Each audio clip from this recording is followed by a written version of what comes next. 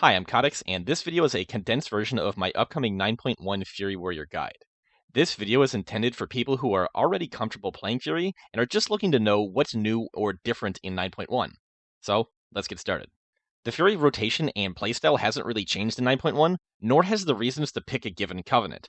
However, while the particular reasons to go a covenant haven't changed, the addition of new covenant-specific legendaries have made those reasons more compelling. Venthyr does the most single target DPS, and the new Venthyr legendary called Sinful Surge is better than the Signet of Tormented Kings. If you're gonna run that legendary, the best talent spec is to go Dragon's Roar and Anger Management, and then use Depths of Insanity in one of your potency conduits. Nadja is still the best Soulvine for Fury Warriors, and so in your second potency conduit, Ashen Juggernaut is likely to be your best choice, but you should always sim yourself to ensure that you're doing what's best for your particular setup. Night Fae fills the exact same niche that it did in 9.0.5 in that it does a little bit less single target DPS than Venthyr and does much more AoE DPS.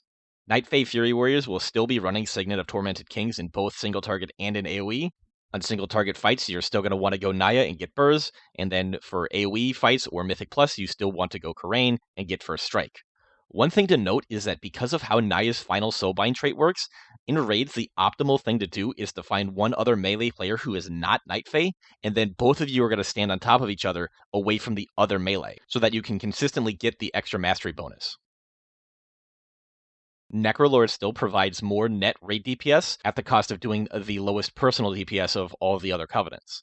The raid DPS benefit is getting amplified further with a new Necrolord legendary called Glory, which provides the banner buff to an additional player and makes spending rage extend the duration of your banner. It should be noted that unless they make a sneaky change when 9.1 hits live servers, this duration extension only applies to your personal banner buff and not the buff of the players you gave it to. The new Capstone Soulbind trait for Emily also makes Fleshcraft do damage, making it far less punishing on your DPS to use it as a survivability cooldown. Kyrian is still, to some extent, the Orphan Covenant for Fury. The most obvious niche that it can fill is for PvP, but if you really care that much about PvP, you're probably just going to go play ARMS. However, a niche that Kyrian will be much better at in 9.1 is long duration, sustained AoE, and also obviously having lots of utility. The new Kyrian-only legendary called Elysian Might makes Spear of Bastion a really strong lockdown option and provides respectable AoE DPS capability, which synergizes nicely with the new Mika Nikos Capstone Soulbind trait. In single target scenarios, the optimal Soulbind is still to just go Pelagos, just like it was in 9.0.5. In 9.1, the Sanctum of Domination raid will be dropping gear that has domination sockets.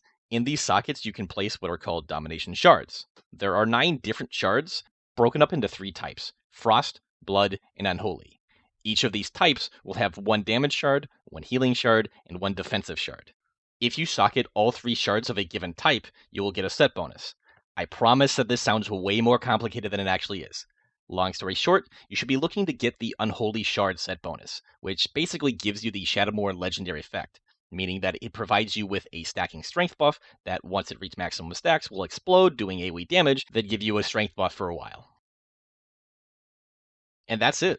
That's all of the information that I think is critical to understand as a Fury Warrior going into 9.1.